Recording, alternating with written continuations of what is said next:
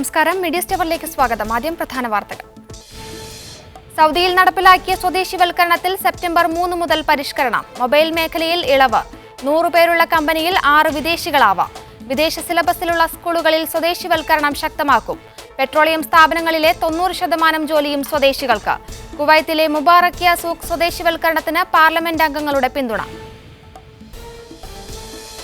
തൊഴിൽ പ്രശ്നത്തിൽ പരിഹാരം കാണാൻ കുവൈത്ത് തൊഴിൽ സാമൂഹ്യക്ഷേമ മന്ത്രിയുമായി ഇന്ത്യൻ സ്ഥാനപതിയുടെ കൂടിക്കാഴ്ച. ചർച്ച ചെയ്തത് ഖറാഫി നാഷണൽ കമ്പനിയിലെ ശമ്പള പ്രശ്നം. നയതന്ത്ര ഇടപെടൽ ഗുണകരമാകുമെന്ന പ്രതീക്ഷയിൽ പ്രവാസികൾ.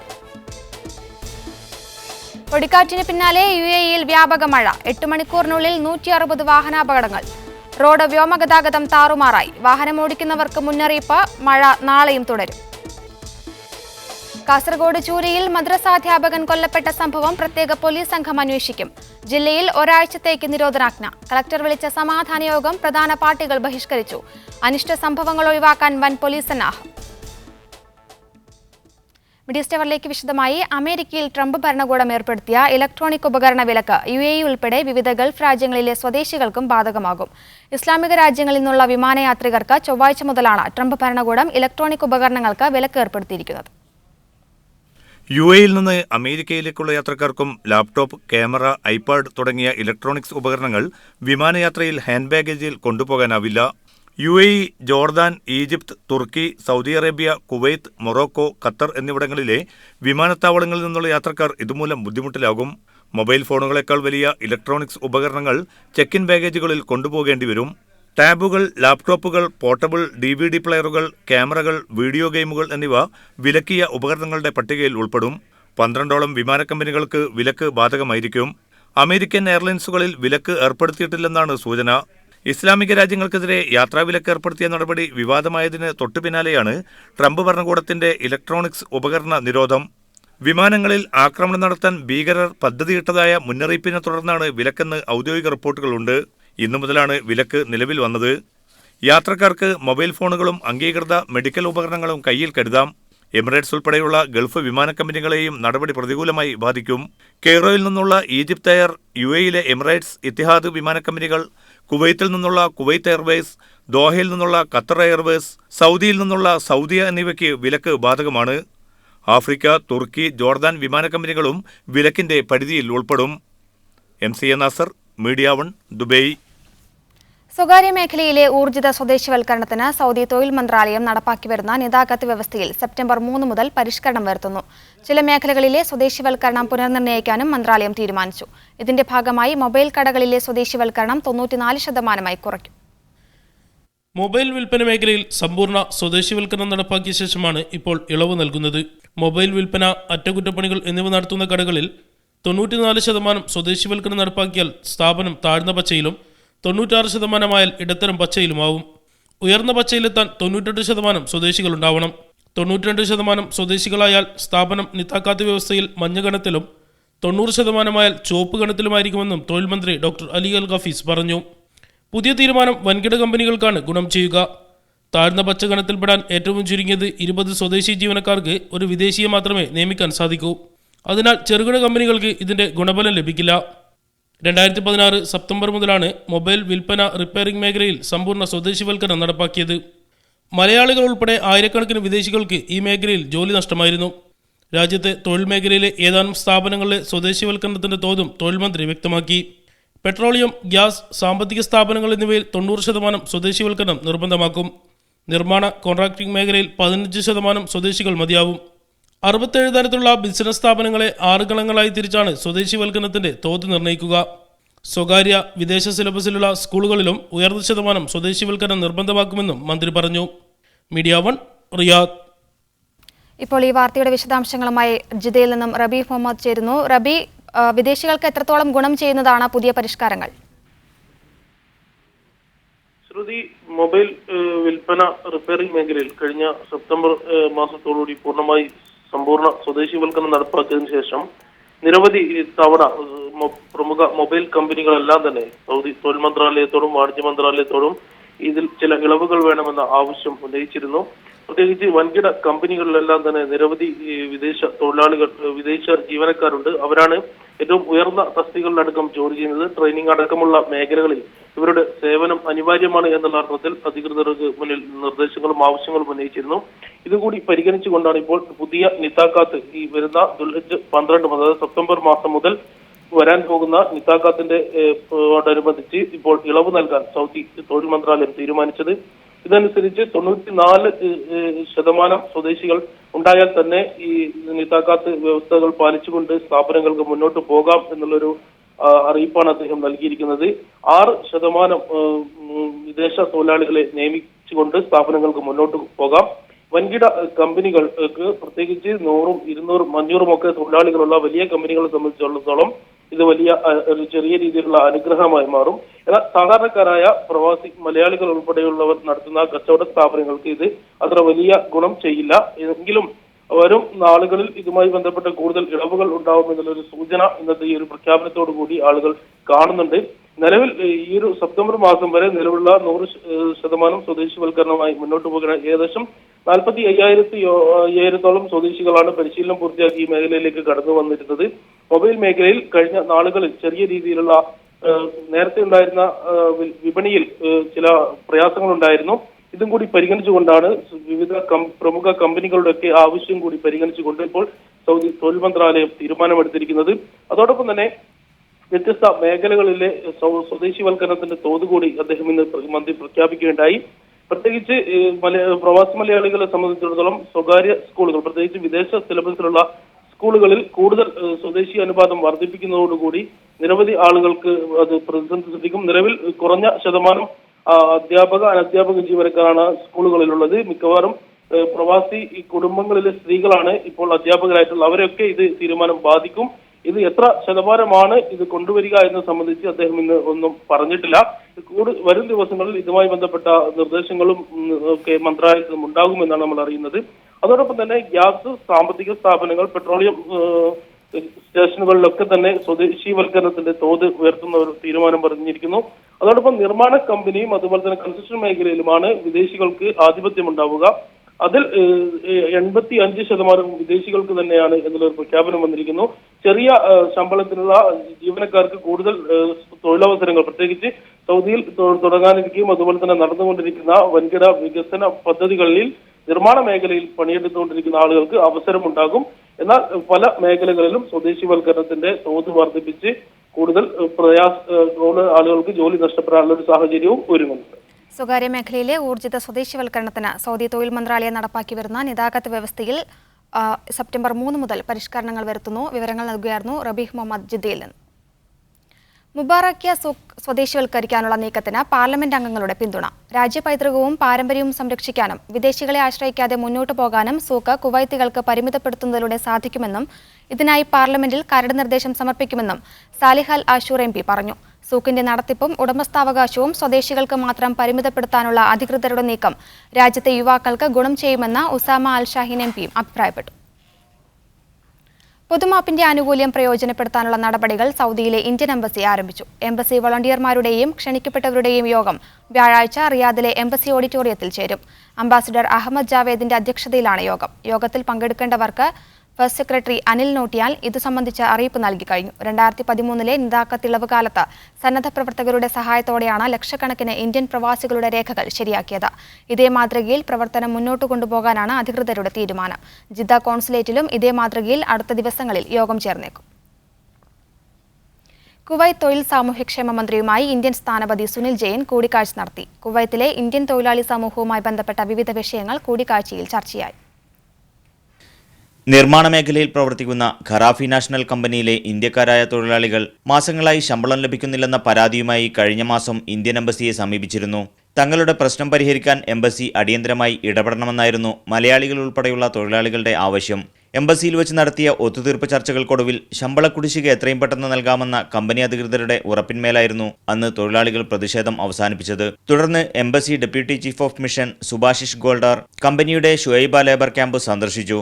ജോലിക്കാരുടെ മുടങ്ങിയ ശമ്പളം എത്രയും പെട്ടെന്ന് നൽകണമെന്നും നേരത്തെ ജോലി രാജിവെച്ചു പോയവരുടെ ശമ്പള കുടിശ്ശികയും ആനുകൂല്യങ്ങളും സംബന്ധിച്ച പൂർണ്ണ വിവരങ്ങൾ ഒരാഴ്ചക്കുള്ളിൽ എംബസിയെ അറിയിക്കണമെന്നുമുള്ള നിർദ്ദേശങ്ങൾ പാലിക്കുന്നതിൽ കമ്പനി അധികൃതർ പരാജയപ്പെട്ട സാഹചര്യത്തിലാണ് ഇന്ത്യൻ അംബാസഡർ സുനിൽ ജെയിൻ വിഷയത്തിൽ പരിഹാരം തേടി തൊഴിൽ സാമൂഹ്യക്ഷേമ മന്ത്രി ഹിന്ദ് അൽ സബീഹിനെ സന്ദർശിച്ചത്. പ്രശ്നത്തിൽ നയതന്ത്ര ഇടപെടലുണ്ടായത് മലയാളികൾ ഉൾപ്പെടെയുള്ള തൊഴിലാളികൾക്ക് പ്രതീക്ഷ നൽകുന്നതാണ്. ഖറാഫി നാഷണൽ കമ്പനിയിൽ ജോലി ചെയ്യുന്ന 1000-ലേറെ ഇന്ത്യക്കാർ ദുരിതത്തിലാണെന്നും ശമ്പള കുടിശ്ശിക വാങ്ങിച്ച് ഇവരെ നാട്ടിലെത്തിക്കാൻ നയതന്ത്ര ഇടപെടൽ വേണമെന്നും പി കരുണാകരൻ MP കഴിഞ്ഞ ആഴ്ച ലോക്സഭയിൽ ആവശ്യപ്പെട്ടിരുന്നു. Media 1 Kuwait city. UAE-യിൽ വ്യാപക മഴ. മുഴുവൻ എമിറേറ്റ്സിലും പെയ്ത ശക്തമായ മഴ പലയിടത്തും ജനജീവിതം അവതാളത്തിലാക്കി. നിരവധി വാഹനാപകടങ്ങൾക്കും കാരണമായി. നാളെയും മഴ തുടരുമെന്നാണ് മുന്നറിയിപ്പ്. ശക്തമായ പൊടിക്കാറ്റിന്റെ അകമ്പടിയോടെയാണ് തിങ്കളാഴ്ച രാത്രി മുതൽ മഴ ആരംഭിച്ചത്. കനത്ത മഴ പലയിടത്തും വെള്ളക്കെട്ടിന് കാരണമായി. ഹൈവേകളിലെല്ലാം വലിയ ഗതാഗതക്കുരുക്കാണ് രൂപപ്പെട്ടത്. ദുബൈയിൽ മാത്രം 8 മണിക്കൂറിനകം 160 വാഹനാപകടങ്ങളാണ് രേഖപ്പെടുത്തിയത്. സേവനം ആവശ്യപ്പെട്ട് 1400ഓളം ടെലിഫോൺ കോളുകൾ ലഭിച്ചതായി ദുബൈ പോലീസ് അറിയിച്ചു. മൂടിക്കെട്ടിയ അന്തരീക്ഷം വ്യോമഗതാഗതത്തെയും ബാധിച്ചു. പല വിമാനങ്ങളും വൈകി. മഴ ബുധനാഴ്ച വൈകുന്നേരം വരെ തുടരാൻ സാധ്യതയുണ്ടെന്നാണ് കാലാവസ്ഥാ നിരീക്ഷണ കേന്ദ്രത്തിന്റെ മുന്നറിയിപ്പ്. വാഹനമോടിക്കുന്നവർ കൂടുതൽ ജാഗ്രത പാലിക്കണമെന്ന് മുന്നറിയിപ്പിൽ പറയുന്നു. Media 1 Dubai.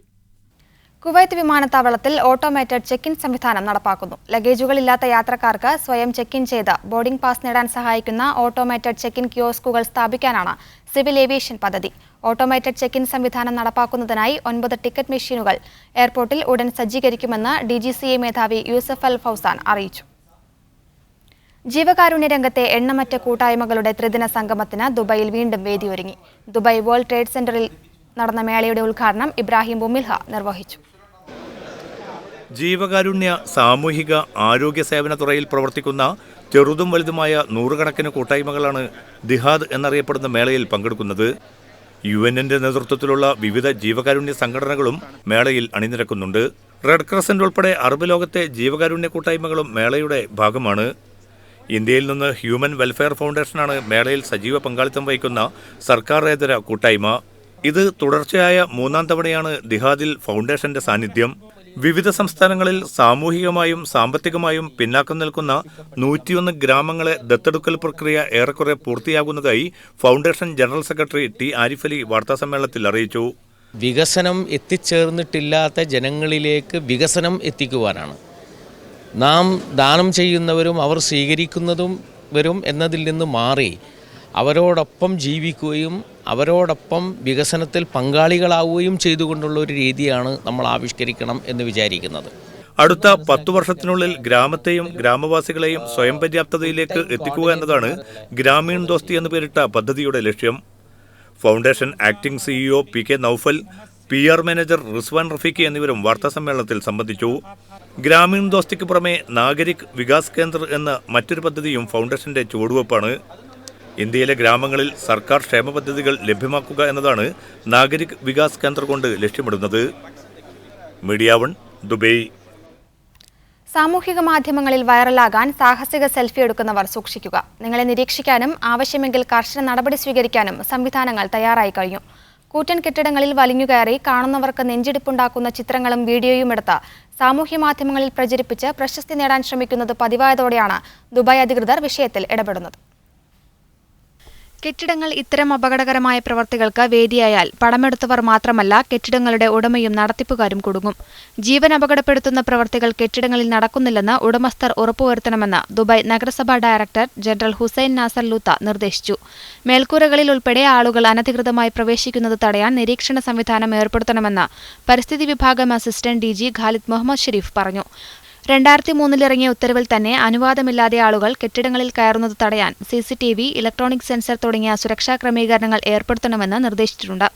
നിയമം ലംഘിക്കുന്നവരെക്കുറിച്ച് ഉടനടി അധികൃതർക്ക് വിവരം നൽകണം. ഈ വർഷം തന്നെ അപകടകരമായ സാഹസ പ്രകടനങ്ങൾ ചർച്ചാ വിഷയമായിരുന്നു. കെട്ടിടത്തിൽ വലിഞ്ഞുകയറി പടമെടുത്ത ഒരാളെ ദുബായ് പോലീസ് അറസ്റ്റ് ചെയ്തിരുന്നു. മറ്റൊരാൾ നിയമ നടപടി ഭയന്ന് ഇംഗ്ലണ്ടിലേക്ക് മടങ്ങുകയും ചെയ്തു. അപകടകരമായ ചിത്രമെടുത്ത റഷ്യൻ മോഡലിനെ കൊണ്ട് ഇനിമേൽ ഇത്തരം ചെയ്തികൾ ഉണ്ടാവില്ലെന്ന് ഉറപ്പെഴുതിക്കുകയുമുണ്ടായി. Media 1 Dubai. കുവൈത്തിൽ നിരത്തുകളിലെ തിരക്ക് കുറയ്ക്കാൻ വിചിത്ര നിർദ്ദേശവുമായി സ്വദേശി അഭിഭാഷകൻ. വിദേശി ഡ്രൈവർമാർക്ക് കുവൈത്ത് നിരത്തുകളിൽ നിരോധനം ഏർപ്പെടുത്തണമെന്നാവശ്യപ്പെട്ട് കോടതിയിൽ പൊതുതാൽപര്യ ഹർജി നൽകിയിരിക്കുകയാണ് മുഹമ്മദ് അൽ അൻസാരി എന്ന അഭിഭാഷകൻ. ആവശ്യമായി അഭിഭാഷകൻ കോടതിയെ സമീപിച്ചു. വിദേശികൾക്ക് ഡ്രൈവിംഗ് ലൈസൻസ് അനുവദിക്കുന്നത് നിർത്തിവെക്കണമെന്നും നിലവിൽ ലൈസൻസ് ഉള്ളവർക്ക് താൽക്കാലികമായി വാഹനമോടിക്കുന്നതിന് വിലക്കേർപ്പെടുത്തണമെന്നുമാണ് ഹർജിക്കാരന്റെ ആവശ്യം. ഗതാഗത പ്രശ്നം ശാശ്വതമായി പരിഹരിക്കപ്പെടുന്നതുവരെ വിലക്ക് തുടരണമെന്നും പ്രൊഫഷണൽ യോഗ്യതയുള്ള വിദേശികൾക്ക് ആവശ്യമാണെങ്കിൽ ഇക്കാര്യത്തിൽ ഇളവ് നൽകാമെന്നും ഹർജിയിൽ പറയുന്നു. രാജ്യത്ത് അനുദിനം രൂക്ഷമായിക്കൊണ്ടിരിക്കുന്ന ഗതാഗതക്കുരുക്ക് പരിഹരിക്കുന്നതിൽ സർക്കാർ തികഞ്ഞ പരാജയമാണെന്നും നിരത്തിലെ തിരക്ക് മൂലം പ്രയാസമനുഭവിക്കുന്ന ലക്ഷക്കണക്കിന് കുവൈത്ത് പൗരന്മാരെ പ്രതിനിധീകരിച്ചാണ് താൻ കോടതിയെ സമീപിച്ചതെന്നും മുഹമ്മദ് അൽ അൻസാരി പറഞ്ഞു. വിദേശികളുടെ എണ്ണം കുറക്കുക, വിദേശികൾക്ക് നൽകി വരുന്ന സൗജന്യ ആരോഗ്യ സേവനങ്ങൾ നിർത്തലാക്കുക, മരുന്നുകൾക്ക് ഫീസ് ഈടാക്കുക, റെമിറ്റൻസ് ടാക്സ് നടപ്പാക്കുക തുടങ്ങിയ നിർദ്ദേശങ്ങൾ പാർലമെന്റ് അംഗങ്ങൾ അടുത്തിടെ മുന്നോട്ട് വച്ചിരുന്നു. ഇത് സംബന്ധിച്ച ചർച്ചകൾ പാർലമെന്റിന്റെ പരിഗണനയിലിരിക്കെയാണ് വിദേശികളെ വാഹനമോടിക്കുന്നതിൽ നിന്ന് വിലക്കണമെന്ന ആവശ്യവുമായി അഭിഭാഷകൻ കോടതിയെ സമീപിച്ചത്. Media 1 Kuwait city. ദമാമിനടുത്ത് ഖത്തീഫിൽ കാർ കടലിലേക്ക് വീണ 6 യുവാക്കൾ മുങ്ങി മരിച്ചു. ദാന സെന്ററിന് സമീപത്തുള്ള കടൽ തീരത്ത് തിങ്കളാഴ്ച വൈകുന്നേരമാണ് അപകടം നടന്നത്. 15-നും 20-നും ഇടയിൽ പ്രായമുള്ള യുവാക്കളാണ് മരിച്ചത്. വാഹനം ഓടിക്കൊണ്ടിരിക്കെ കടലിനോട് ചേർന്ന സുരക്ഷാ ഭിത്തിയിലിടിച്ച് നിയന്ത്രണം വിട്ട് കടലിലേക്ക് മറിയുകയായിരുന്നു. അന്വേഷണം പുരോഗമിക്കുന്നതായി അധികൃതർ അറിയിച്ചു. കോഴിക്കോട് കുറ്റിച്ചിറ സ്വദേശി സാദിഖ് കെ ടി സൗദിയിലെ അൽഖോബാറിൽ മരിച്ചു. ഹൃദയാഘാതം മൂലം ഇന്ന് പുലർച്ചെയാണ് മരണം. രാവിലെ സഹപ്രവർത്തകർ പ്രഭാത ഭക്ഷണത്തിനായി വിളിച്ചപ്പോൾ മരിച്ച നിലയിൽ കണ്ടെത്തുകയായിരുന്നു. 15 വർഷമായി സ്വകാര്യ കമ്പനിയിൽ ഡ്രൈവറായി ജോലി ചെയ്തു വരികയായിരുന്നു. ദമാം സെൻട്രൽ ഹോസ്പിറ്റലിൽ സൂക്ഷിച്ചിരിക്കുന്ന മൃതദേഹം വെള്ളിയാഴ്ചയോടെ നാട്ടിലെത്തിക്കാനുള്ള ശ്രമത്തിലാണ് സഹപ്രവർത്തകർ. ലക്ഷദ്വീപിൽ നിന്നുള്ള ഉംറ തീർത്ഥാടക മക്കയിൽ നിര്യാതയായി. ഉംറ നിർവഹിക്കാനെത്തിയ ലക്ഷദ്വീപ് ആന്ധ്രാത്ത് പാട്ടകൾ മർബാൻ മക്കയിൽ നിര്യാതയായി. 58 വയസ്സായിരുന്നു. മകൻ സലീമിനൊപ്പമാണ് ഉംറ നിർവഹിക്കാനെത്തിയത്. ഭർത്താവ് കോയ 4 വർഷം മുമ്പ് ഹജ്ജ് നിർവഹിക്കാനെത്തിയപ്പോൾ മക്കയിൽ മരിച്ചിരുന്നു. മയ്യത്ത് മക്ക ജന്നത്തുൽ മുഅല്ലയിൽ കബറടക്കി. കവർച്ച പതിവാക്കിയ സംഘത്തെ റിയാദിൽ പിടികൂടി. നഗരത്തിൽ നടന്ന വിവിധ കവർച്ചാ സംഭവങ്ങളിലെ പ്രതികളെന്ന് കണ്ടെത്തിയ 10 പേരെയാണ് റിയാദ് പോലീസിന് കീഴിലെ കുറ്റാന്വേഷണ സംഘം വലയിലാക്കിയത്. 7 സ്വദേശി പൗരന്മാരും സിറിയ, യമൻ എന്നീ രാജ്യങ്ങളിൽ നിന്നുള്ള ഓരോരുത്തരുമാണ് പിടിയിലായത്. ഖത്തറിൽ നടക്കാനിരിക്കുന്ന 8ാമത് അന്താരാഷ്ട്ര ഭക്ഷ്യമേള മുൻ വർഷങ്ങളെക്കാൾ വിപുലമായിരിക്കുമെന്ന് ഖത്തർ ടൂറിസം അതോറിറ്റി അറിയിച്ചു.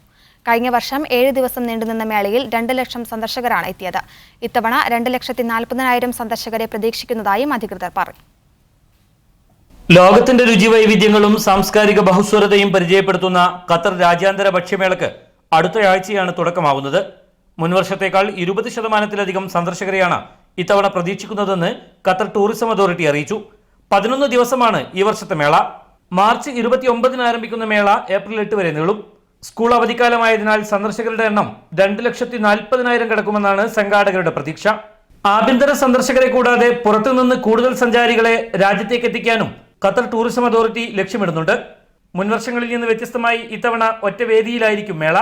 ദോഹ കോർണിഷിനു സമീപത്തെ ഹോട്ടൽ പാർക്കിൽ 130ഓളം ഭക്ഷണശാലകൾ, ഹോട്ടലുകൾ, ഫുഡ് ട്രക്കുകൾ, സ്വകാര്യ പൊതുസ്ഥാപനങ്ങൾ എന്നിവ സജ്ജീകരിക്കും. 2500-ലധികം വാഹനങ്ങൾ പാർക്ക് ചെയ്യാൻ ഭൂഗർഭ പാർക്കിംഗ് സൗകര്യമുണ്ട്. സാംസ്കാരിക സോണിൽ ഖത്തറിന് പുറമെ Ethiopia, Germany, Japan, Mexico, Filipino, South Africa, തുർക്കി, ഇറ്റലി, അമേരിക്ക തുടങ്ങിയ രാജ്യങ്ങളുടെ പാരമ്പര്യ രുചിക്കൂട്ടുകളും സാംസ്കാരിക കലാവിരുന്നും അരങ്ങേറും. ഹെൽത്തി സോണിൽ ജൈവ ഭക്ഷ്യശാലകളും ഉണ്ടാകും. ദിവസവും രാത്രി 8 മണിക്ക് നടക്കുന്ന വെടിക്കെട്ട് മേളയുടെ മാറ്റുകൂട്ടും. Mujeeb Rahman, media 1, Doha. Indian association Sharjah അന്താരാഷ്ട്ര ഡോക്യുമെന്ററി ഷോർട്ട് ഫിലിം ഫെസ്റ്റിവലിനോടനുബന്ധിച്ച് സമഗ്ര സംഭാവനയ്ക്കുള്ള സിനിമാ അവാർഡ് അടൂർ ഗോപാലകൃഷ്ണന് സമ്മാനിക്കും. 1 ലക്ഷം രൂപയും പ്രശസ്തി പത്രവുമാണ് അവാർഡ്.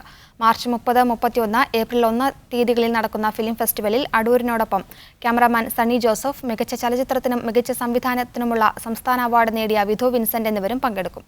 കേരള ചലച്ചിത്ര അക്കാദമിയുടെ സഹകരണത്തോടെ അക്കാദമിയുടെ ഫെസ്റ്റിവൽ ചിത്രങ്ങൾക്കൊപ്പം മാൻഹോളും ഗൾഫിൽ നിർമ്മിച്ച ഹ്രസ്വ ചിത്രങ്ങളും പ്രദർശിപ്പിക്കും. കാനഡ ആസ്ഥാനമായി പ്രവർത്തിക്കുന്ന പ്രശസ്ത ഇസ്ലാമിക പണ്ഡിതനും പ്രബോധകനുമായ ഷെയ്ഖ് അഹമ്മദ് കുട്ടിക്ക് ജിദ്ദയിൽ സ്വീകരണം നൽകുന്നു. ശാന്തപുരം അൽജാമിയ അൽ ഇസ്ലാമിയ പൂർവ്വ വിദ്യാർത്ഥി കൂടിയായ അദ്ദേഹത്തിന് അൽജാമിയ അൽമിനിയുടെ നേതൃത്വത്തിലാണ് സ്വീകരണം ഒരുക്കുന്നത്. ബുധനാഴ്ച രാത്രി 8:30 ഷറഫയിലെ ഇമാം ബുഖാരി ഇൻസ്റ്റിറ്റ്യൂട്ടിലാണ് പരിപാടി. UAE-യിൽ ഉൽപ്പാദിപ്പിക്കുന്ന ജൈവ കൃഷി ഉൽപ്പന്നങ്ങൾ ലുലു ഹൈപ്പർ മാർക്കറ്റുകൾ വഴി വിറ്റഴിക്കുന്ന പദ്ധതിക്ക് തുടക്കമായി. അബുദാബി മുഷ്രിഫ് മാളിൽ UAE പരിസ്ഥിതി മന്ത്രി പദ്ധതിയുടെ ഉദ്ഘാടനം നിർവഹിച്ചു. ജീവകാരുണ്യ പ്രവർത്തനങ്ങൾക്കും ഭിന്നശേഷിക്കാരുടെ ക്ഷേമത്തിനുമായി പ്രവർത്തിക്കുന്ന Zayed higher centre for humanitarian care and special നീഡ്സുമായി സഹകരിച്ചാണ് ലുലു ഹൈപ്പർ മാർക്കറ്റ് ഗ്രൂപ്പ് UAE-യിലെ ജൈവ കാർഷിക ഉൽപ്പന്നങ്ങൾക്ക് വിപണി കണ്ടെത്തുന്നത്. പദ്ധതിയുടെ ഉദ്ഘാടനം UAE പരിസ്ഥിതി മന്ത്രി ഡോക്ടർ സാനി അഹമ്മദ് അൽ സയ്യൂദി നിർവഹിച്ചു. പദ്ധതി UAE കർഷക സമൂഹത്തിന് ഏറെ ഉപകാരപ്പെടുമെന്ന് മന്ത്രി പറഞ്ഞു. രാജ്യത്തിന്റെ സാമ്പത്തിക രംഗത്തിനും ഇത് ഗുണകരമാകും. ലുലു ഗ്രൂപ്പ് ചെയർമാൻ MA യൂസഫലിയും ചടങ്ങിൽ പങ്കെടുത്തു. ഒരേ സമയം രാജ്യത്തെ കർഷകർക്കും ഭിന്നശേഷിക്കാർക്കും നേട്ടമുണ്ടാക്കുന്നതോടൊപ്പം കാർഷിക ഉൽപ്പന്നങ്ങൾ വിപണിയിലെത്തിക്കാനുള്ള ഗതാഗതം കുറയുന്നതിനാൽ അന്തരീക്ഷത്തിലേക്കുള്ള കാർബൺ ബഹിർഗമനം കുറയ്ക്കാനും ഇത്തരം നീക്കങ്ങൾക്ക് കഴിയുമെന്ന് യൂസഫലി പറഞ്ഞു. Media 1 Abu Dhabi. Riyadh Indian media forum നടത്തിയ മാധ്യമ പഠന പരിശീലന പദ്ധതി സമാപിച്ചു. പരിശീലനം പൂർത്തീകരിച്ചവർക്ക് Indian embassy first secretary V Narayanan സർട്ടിഫിക്കറ്റുകൾ വിതരണം ചെയ്തു. സ്കൂൾ വിദ്യാർത്ഥികൾ, വീട്ടമ്മമാർ തുടങ്ങി വിവിധ പ്രായക്കാരായ 30 പേരാണ് 5 മാസത്തെ പരിശീലനം പൂർത്തിയാക്കിയത്. പത്ര ദൃശ്യമാധ്യമ രംഗത്തെ പ്രായോഗിക പരിശീലനം ഉൾപ്പെടുന്നതായിരുന്നു കോഴ്സ്. വിഷ്വൽ മീഡിയയും അതുപോലെ തന്നെ പ്രിന്റ് മീഡിയയെക്കുറിച്ചുമുള്ള വിശദമായ ക്ലാസ്സുകൾ തന്നെയായിരുന്നു. അതിൽ തന്നെ വീഡിയോ എഡിറ്റിംഗ്, അതിന് സൗണ്ട് എഡിറ്റിംഗ്, ഇതിനൊക്കെ പ്രത്യേകം ക്ലാസ്സുകൾ ഉണ്ടായിരുന്നു. പരിശീലനം പൂർത്തീകരിച്ചവർക്കുള്ള സർട്ടിഫിക്കറ്റും ഫലകവും Indian embassy first secretary V Narayanan വിതരണം ചെയ്തു. അഫ്നാൻ അബ്ബാസ് 1ാം റാങ്ക് നേടി. മീഡിയ ഫോറം രക്ഷാധികാരി അഷ്റഫ് വേങ്ങാട് ചടങ്ങ് ഉദ്ഘാടനം ചെയ്തു. പ്രസിഡന്റ് നാസർ കാരന്തൂർ അധ്യക്ഷത വഹിച്ചു. പഠിതാക്കൾ തയ്യാറാക്കിയ 3 ന്യൂസ് ബുള്ളറ്റിനുകൾ ചടങ്ങിൽ പ്രദർശിപ്പിച്ചു.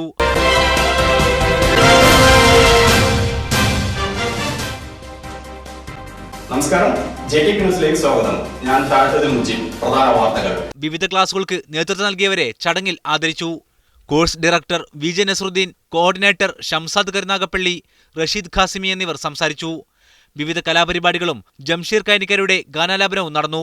KCM Abdulla, media 1 Riyadh. Thalassery cricket forum ജിദ്ദയിൽ സംഘടിപ്പിച്ച ജോട്ടൻ ചാമ്പ്യൻസ് ട്രോഫി ക്രിക്കറ്റ് ടൂർണമെന്റിൽ ലോതേഴ്സ് ക്ലബ്ബ് ജേതാക്കളായി. ഫൈനൽ മത്സരം വീക്ഷിക്കാൻ നിരവധി പേരെത്തി. BCCI vice president TC Mathew മുഖ്യാതിഥിയായിരുന്നു. ജിദ്ദ പ്രവാസികൾക്കിടയിലെ ഏറ്റവും വലിയ ക്രിക്കറ്റ് മാമാങ്കമായ TCF 9ാമത് ക്രിക്കറ്റ് ടൂർണമെന്റിന്റെ സമാപനം കാണികൾക്ക് ഏറെ ആവേശം നിറഞ്ഞതായിരുന്നു. നാട്ടിൽ നിന്നും അതിഥിയായി എത്തിയ BCCI vice president TC Mathew tournament ഉദ്ഘാടനം ചെയ്തു. Saudi cricket centre CEO Nadeem Nadwi, business രംഗത്തെ പ്രമുഖർ, സാമൂഹ്യ സാംസ്കാരിക സംഘടനാ നേതാക്കൾ തുടങ്ങിയവർ ചടങ്ങിൽ സംബന്ധിച്ചു.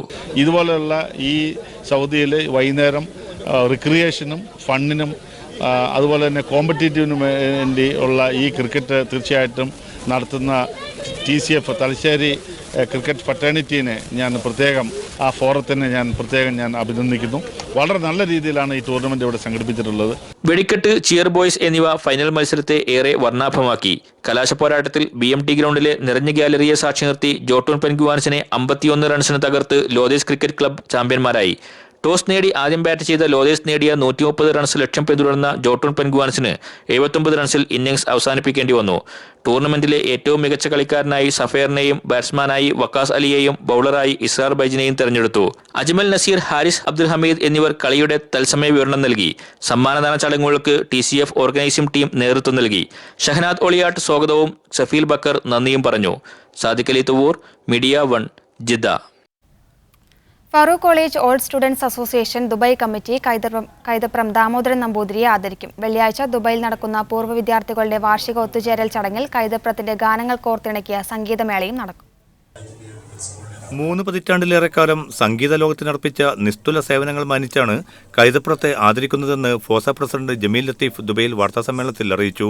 സാധാരണഗതിയിൽ ഇവിടെ ദുബായിൽ അങ്ങനെ ഒരു അംഗീകാരം മൂപ്പർക്ക് പ്രത്യേകമായിട്ട് ചെയ്തിട്ടുണ്ടോ എന്നുള്ള സംശയമാണ്.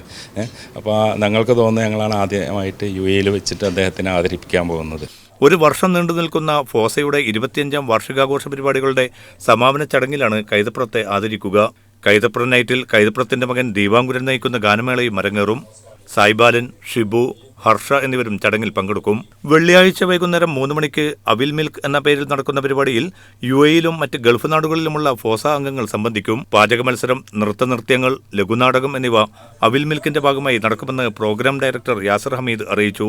ഗോയങ്ക മാധ്യമ അവാർഡ് നേടിയ ഗൾഫ് മാധ്യമ ലേഖകൻ M ഫിറോസ് ഖാനെ ചടങ്ങിൽ ആദരിക്കും. 6 മണിക്കാണ് കൈതപ്ര നൈറ്റ് അരങ്ങേറുന്നത്. ദുബൈ റാഷിദ് ഹോസ്പിറ്റൽ ലൈബ്രറി ഹാളിലാണ് പരിപാടികൾ നടക്കുക. ഫോസ സ്ഥാപകാംഗവും മുൻ പ്രസിഡന്റുമായ മനയിൽ മുഹമ്മദ് അലി, ജനറൽ സെക്രട്ടറി റാഷിദ് കിടക്കയിൽ തുടങ്ങിയവരും വാർത്താസമ്മേളനത്തിൽ സംബന്ധിച്ചു. Media 1 Dubai. മീഡിയ സ്റ്റവർ പൂർണ്ണമാകുന്നു. കൂടുതൽ വാർത്തകൾക്കും ദൃശ്യങ്ങൾക്കും media1tv.in സന്ദർശിക്കുക. ഇനി സ്പെഷ്യൽ എഡിഷന്റെ പുനഃസംപ്രേഷണം കാണാം. Good night.